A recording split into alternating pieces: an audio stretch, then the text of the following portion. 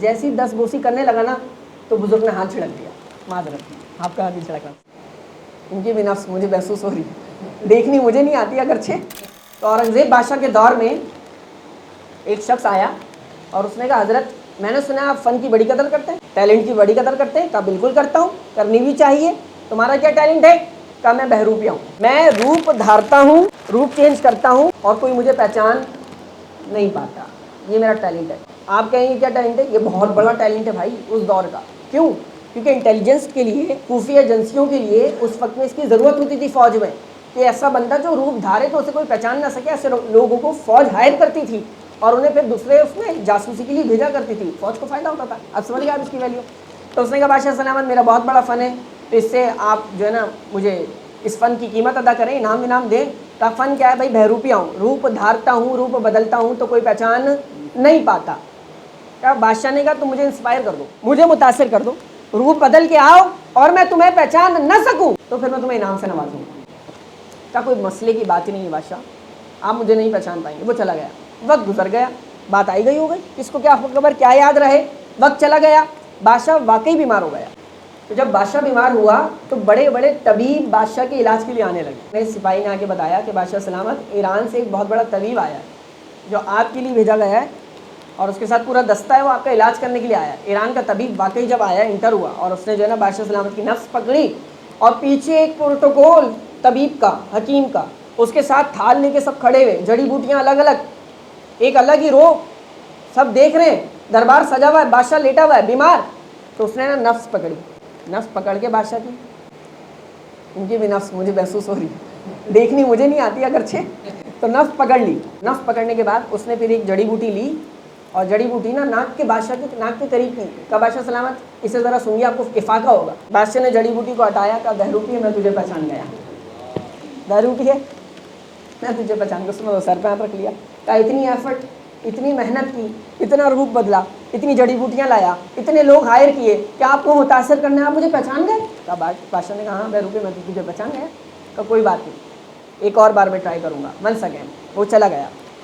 یہ تو ایسی میں داستانی اسٹوری نہیں سنا رہا ہوں، ہمارے بزرگوں نے لکھی ہے، ذوالفقار زنجیر کتاب میں لکھی ہوئی ہے، اور اس سے جو سبق مورل آف دی اسٹوری جو ہے نا وہ بڑا اہم ہے، اس لیے سنا رہا ہوں۔ تو وہ چلا گیا، بہروپیہ وقت گزر گیا، وہ طبیب بن کے آیا تھا، پہچان بھی نہیں آ سکا۔ پھر عید الفطر کا موقع آیا نا، اب عید الفطر کا موقع تھا تو بادشاہ نماز پڑھ کے بیٹھا، تخت نشین ہوا بادشاہ، سب بیٹھے ہوئے، بادشاہ کو نا تحفے پیش کر رہے ہیں، الگ الگ ایکسپینسو گفٹس آ رہے ہیں، بادشاہ تحفے قبول کر رہا ہے۔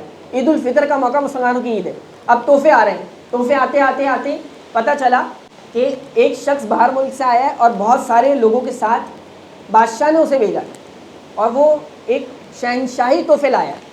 اچھا بلا لیا، اب وہ شخص کھڑا ہے سامنے اور اس کے ساتھ قطار ہے دونوں طرف، اور الگ ہی ہیرے موتی جواہرات ہیں، اور اس نے ایک تھیلی کھولی اور بادشاہ کے اس ہتھیلی کو آگے کیا اور ہتھیلی پہ وہ تھیلی ڈال دی، تو اس میں سے اشرفیاں، سکے، سونے کے انمول موتی جواہرات نکلے، ایسے کہ بادشاہ کی شاہی خزانے میں بھی وہ موجود نہیں، اتنے انمول موتی۔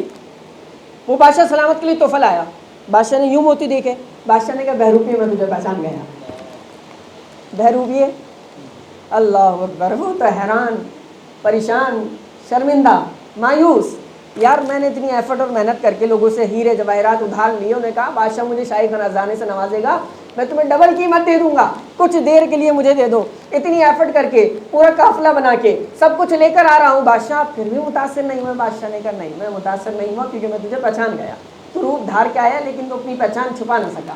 وہ چلا گیا، بات ہو گئی ختم، وائنڈ اپ ہو گیا معاملہ، وہ نہیں متاثر کر سکا بادشاہ کو۔ مہینوں نہیں سالوں گزر گئے۔ اب بادشاہ ایک مہم پہ جا رہا تھا، اورنگزیب بادشاہ مہم پہ جاتے جاتے ایک پہاڑی غیر آباد علاقے میں اس کی نظر پڑی، رات کا پہر ہے، رات کا وقت ہے، اب غیر آباد علاقے میں اس کی نظر پڑی نا، تو اس نے ایک بڑا خوبصورت منظر دیکھا، ایک بڑا تعجب میں ڈال دینے والا منظر دیکھا۔ غیر آباد علاقہ، پہاڑی علاقہ جس کی طرف کوئی نظر نہ کرے، وہاں لوگوں کا جم غفیر ہے، لوگوں کا کراؤڈ ہے، لوگ کھڑے ہوئے ہیں۔ اس نے وزیر سے پوچھا یار یہ کس کے انتظار میں کھڑے ہیں؟ یہاں پہ نا غار میں اللہ کی ولی موجود ہے، ایک بزرگ موجود ہے، اللہ والے موجود ہیں، اور وہ سال میں ایک مرتبہ باہر تشریف لاتے ہیں، اور وہ جو دعا کرتے ہیں اللہ قبول کر لیتے ہیں۔ آج وہ دن ہے کہ جب یہ باہر تشریف لائیں گے، تو ان سے دعائیں کروانے کے لیے کھڑے ہوئے ہیں۔ اورنگزیب بادشاہ जब सुना अल्लाह वाले तो अल्लाह वालों की कदर करना कोई इससे सीखे। फिर इसने ताज़ा गुस्ल किया, 2 रकात नफल पढ़े, चप्पलें उतार दी, कहा इसी तरह उनके दरबार में हाजिरी देंगे। अल्लाह वालों का अदब यही बनता है, वो यही डिज़र्व करते हैं, ये प्रोटोकॉल उनको ही जचता है। तो ना अपने वज़ीरों के साथ, ख़ास लोगों के साथ बादशाह जाने लगा, लोगों का जम्मे गफ़ीर टूटने लगा। कहा भाई बादशाह सलामत तशरीफ़ ला रहे वक्त के, लोगों ने जगह देनी शुरू कर दी। अब वो बादशाह था, अपने अंदाज, अपने नाजो नियम में वो गार में दाखिल होने लगा ना, तो बवाब जो था दरबान, उसने रोक लिया। कहा किधर? कहा वो बादशाह हूँ। कौन से बादशाह? औरंगज़ेब बादशाह नाम है मेरा, मेरी सल्तनत, मेरी हुकूमत, मैं बादशाह हूँ। कहा ठीक है, आप होंगे बादशाह। फ़कीरों के दर पे कोई शहनशाही नहीं होती, कोई बादशाही नहीं होती।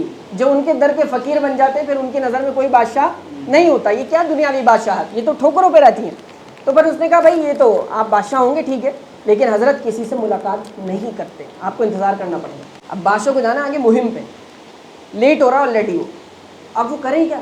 उसने रिक्वेस्ट की, बादशाह वक्त रिक्वेस्ट कर रहा है क्योंकि उससे अल्लाह वालों की कदर पता थी। बादशाह ने कहा मेरी रिक्वेस्ट है, आप अंदर जाके सिफारिश करें और मेरा तारुफ पेश करें कि बादशाह वक्त है और अर्जेंट मुहिम पे जाना है। आप वो चाहते हैं कि उस मुहिम से पहले ना इन अल्लाह वाली की दुआ ले लें, तो उस दुआ के खातिर हमें सिर्फ 2 लम्हे अता कर दें, हम गार में आना चाहते हैं। वो दरबान अंदर गया, अंदर जाने के बाद वो बाहर आया और उसने कहा कि आपके लिए खुशखबरी है, हज़रत ने इजाज़त दे दी है, लेकिन जब तक वो बात नहीं करें आपने खुद बात नहीं करनी और कुछ कहना नहीं। ठीक। बादशाह नंगे पैर तो पहले ही था, अदब से हाथ बांधे, बिल्कुल अदब के सांचे में ढल कर गार के अंदर दाखिल हुआ। जब उसने गार के अंदर का मंजर देखा, क्या नूरानी, क्या सकीना, क्या सुकून वाला मंजर था। ऐसा सुकून हज़रत के चेहरे पर, आंखें बंद, नूरानी दाढ़ी, नूरानी इमामा, और गार के ऊपर एक सुराख और वहाँ से रोशनी आ रही हज़रत के चेहरे पे, अलग ही ऐसा नूर का समा, सुकून चेहरे पे, और वो आंखें बंद करके बैठे हैं। बादशाह ने पहले उसने कहते थे बात खुद नहीं करनी, बादशाह ने खामोशी से 2 जाना होकर अदब से बैठ गए और उनके चेहरे को देखने लगा। उनके चेहरे को देखे तो इसको सुकून मिला। अब बैठे बैठे बैठे लम्हात ढलने लगे, रात गुजरने लगी, सुबह होने लगी। अब करे क्या? मुहिम पे भी जाना है, हज़रत गुफ्तगू नहीं कर रहे, अपना महव है, मेडिटेशन कर रहे हैं, बिल्कुल मुरादबा, करे क्या? आखिर बादशाह ने फैसला किया, मैं हज़रत से हाथ चूमते 10 बोसी करके इजाज़त लेता हूँ और सफ़र पे चला जाता हूँ। तो बादशाह सलामत ने ना यूँ थोड़ा सा, 2 जानों तो वैसे ही बैठा हुआ था, हज़रत यूँ बैठे हुए थे, तो बादशाह ने झुक के जो है ना, झुक के हज़रत का हाथ पकड़ा और चूमने लगा, 10 बोसी करने लगा। जैसे ही 10 बोसी करने लगा ना, तो बुज़ुर्ग ने हाथ झिड़क दिया। माज़रत, आपका हाथ नहीं झिड़क रहा, समझा रहा हूँ। बुज़ुर्ग ने हाथ झिड़क दिया, बुज़ुर्ग ने बादशाह का हाथ झिड़का। जैसे ही हाथ झिड़का ना, बादशाह हैरान, ये क्या हुआ? तो बुज़ुर्ग ने कहा मैं बहरूपिया हूँ, मैं जीत गया। बादशाह मैं जीत गया, आज मेरी जीत है, आज मेरे फ़न का मुजाहिरा हो गया, आज मैंने अपने फ़न का मुजाहिरा कर दिया है, तुझे इंस्पायर कर दिया, तुझे मुतासर कर दिया है, आज मैं जीत गया, बादशाह मैं जीत गया। वो अपनी जीत के गुण गाए जाए और बादशाह हैरान, बादशाह शौक, सदमे में, सकते में, ये हुआ क्या बादशाह के साथ? बादशाह हैरान बिल्कुल। फिर बादशाह ने कहा वाकई बहरूपिये तू जीत गया, बहरूपिये तू जीत गया, मैं वाकई तुझे नहीं पहचान सका। कहा अब वो वक्त आ गया है कि तेरा इनाम बनता है, तो रिवॉर्ड डिजर्व करता है, तुझे इनाम दिया जाएगा। कहा दो। उसने अशरफियों की, बादशाह ने थैली निकाली और कहा ये तेरा इनाम है। उसने अशरफियों की थैलियाँ ली और फिर उसने कहा है बादशाह सलामत, अब मैंने अपना सौदा बदल लिया। कहा क्या सौदा किया? इनाम नहीं चाहिए? कहा नहीं इनाम नहीं चाहिए। कहा क्यों? कहा ये जस्ट कुछ लम्हात और मोमेंट्स थे, मैंने दिल में फैसला कर लिया था। जब मुझे पता लगा ना गार पे बंदे ने आके बताया तू आ गया है, ऐ बादशाह मैंने अपने दिल में फैसला कर लिया था, अपना सौदा अपने रब से कर लिया था। कहा क्या सौदा किया और क्या तुम्हें समझ में आया और क्या तुम्हारे लिए स्पेशल लम्हात थे वो? कहा वो लम्हात ये थे, मेरे दिल में मेरे रब ने डाला कि जिनकी सूरत नकल में तूने अपनाई है ना, तो बादशाह को तेरे कदमों में लाके बिठा दिया है। अगर मैं असल में वो अपना लूंगा तो रब क्या कुछ मुझे अता नहीं करेगा। ऐ बादशाह सुन, मैंने अपना सौदा अपने रब के दरबार में कर लिया है, अब मैं नकल में नहीं असल में अपने रब की मोहब्बत में जीऊंगा, मुझे तेरी अशरफियां नहीं चाहिए। ये करते हुए वो अपना गिरबान चाक करके जंगलों में इबादत के लिए निकल गया और अल्लाह की इबादत करने लगा। जो नकल में अपनाए ना, रब कदमों में बादशाहों को डाल देता है। जो असल में गुलामी को अपना ले तो रब किन चीज़ों से नवाजेगा, किन किन चीज़ों से नहीं नवाजेगा, ये हमें सोचना चाहिए। हम परेशान हैं, हम दिली और जहनी और जिस्मानी और रूहानी बेसुकूनी के आलम में, کہ یار یہ مسئلہ نہیں حل ہو رہا, جاب حل نہیں ہو رہی, رشتہ نہیں لگ رہا, بے اولاد ہوں, اولاد نہیں ہو رہی, کس کشمکش میں ہم جی رہے ہیں.